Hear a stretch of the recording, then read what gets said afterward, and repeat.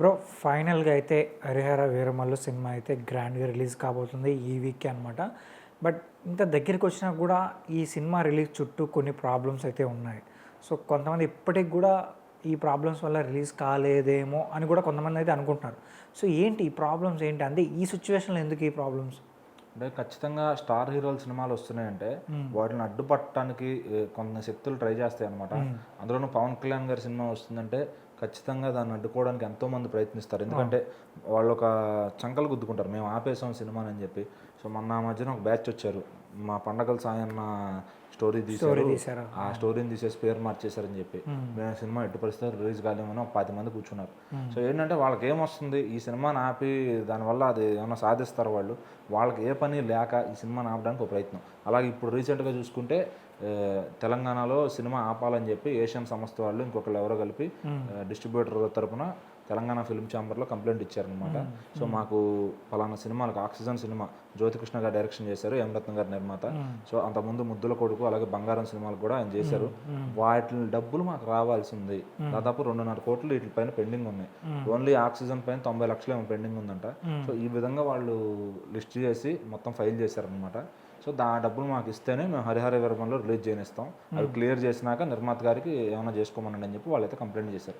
So ఇప్పుడు దాన్ని కూడా క్లియర్ చేసి ఆ ఇష్యూ క్లియర్ చేసుకుని వెళ్ళమని అక్కడ ఆయనకి ఇది వచ్చిందనమాట. ఇక్కడ ఏంటంటే పవన్ కళ్యాణ్ గారి సినిమాకి ముందు ఏం గుర్తురాల, అంతకుముందు ఆక్సిజన్ సినిమా రిలీజ్ చేసినప్పుడు దానికి ముందు ఆ సినిమాలు వచ్చినాయి, అప్పుడు మాట్లాడాలి కదా, ఆ సినిమానే రిలీజ్కి ఆపచ్చు కదా. ఆల్రెడీ ఆక్సిజన్ కూడా పోస్ట్ పోన్లు అవుతా వచ్చింది. సో అక్కడ నిర్మాత అక్కడ సఫర్ అయ్యాడు. సో ఇదేంటంటే ఆల్రెడీ ఇది ఇప్పటికే 14 సార్లు 15 సార్లు పోస్ట్ పోన్ అయింది సినిమా. ఇంకా ఇప్పుడు పోస్ట్ పోన్ అయితే ఫ్యాన్స్ అయితే ఊరుకోరు ఖచ్చితంగా. ఆల్రెడీ ఏపీలో భారీ సంఖ్యలో టికెట్లు లేగుతున్నాయి, ప్రీమియర్ షోలకు పర్మిషన్లు వచ్చాయి. అంటే ఇప్పుడు వాళ్ళ ప్రాబ్లం ఏంటి, ఇప్పుడు ఆల్రెడీ సినిమా రిలీజ్ అవుతుంది కదా, సో దీన్ని ఇప్పుడు నైజాంలోనే దీన్ని డిస్ట్రిబ్యూట్ అంటే హరిహర వీరమల్లు డిస్ట్రిబ్యూట్ రైట్స్ వాళ్ళకే ఇస్తారు కదా. ఇప్పుడు ఆ సంస్థకి ఎవరైతే మనం పేర్లు చెప్పకర్లా, ఆ సంస్థకి ఈ సినిమా ఇవ్వలేదన్న కోపం ఉండొచ్చు.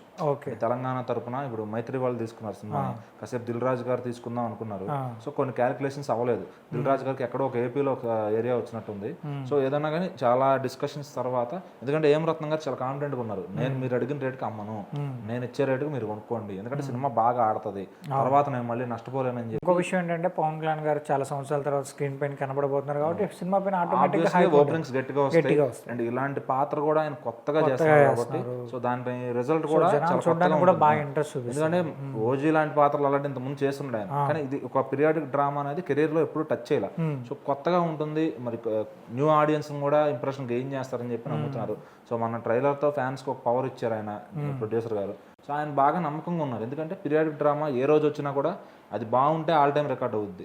సో మామూలు సినిమా అంటే ఇప్పుడు ఈ 2015లో జరిగిన కథ 2020లో జరిగిన కథ అంటే డేట్ ఇష్యూస్ ఉంటాయి. అది పీరియాడిక్ డ్రామా కాబట్టి అది చెప్పడంలో కనుక డైరెక్టర్ పాస్ అయితే ఖచ్చితంగా సినిమా అనేది పవన్ కళ్యాణ్ గారు ముందుకు తీసుకెళ్తారు, ఆయన పవర్ ఆయన స్టామినా తీసుకెళ్తుంది.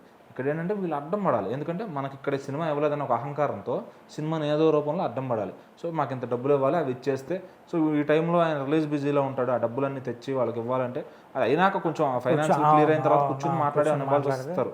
సో మరి అంతకుముందు ఎందుకు ఇవ్వాలంటే వాళ్ళ మధ్య ఏం ఒప్పందాలు జరిగినాయి ఎవరికి తెలియదు.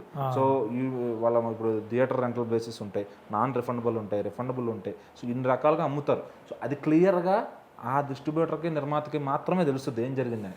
బయట వాళ్ళు మీడియా వాళ్ళు రాసే అపోహలు, వాళ్ళకి ఇంత వచ్చిందంట, వాళ్ళకి అంత రాలేదంట, అక్కడ ఇంత ఇవ్వాలంట. సో ఏంటంటే వీళ్ళు క్లియర్గా ఫైల్ చేశారు ఇంత ఇవ్వాలని. సో ఇంత ఎందుకు ఇవ్వాలి, ఇంత బాకీ పడ్డేదాకా మరి ఆయన ఏం చేస్తున్నారు?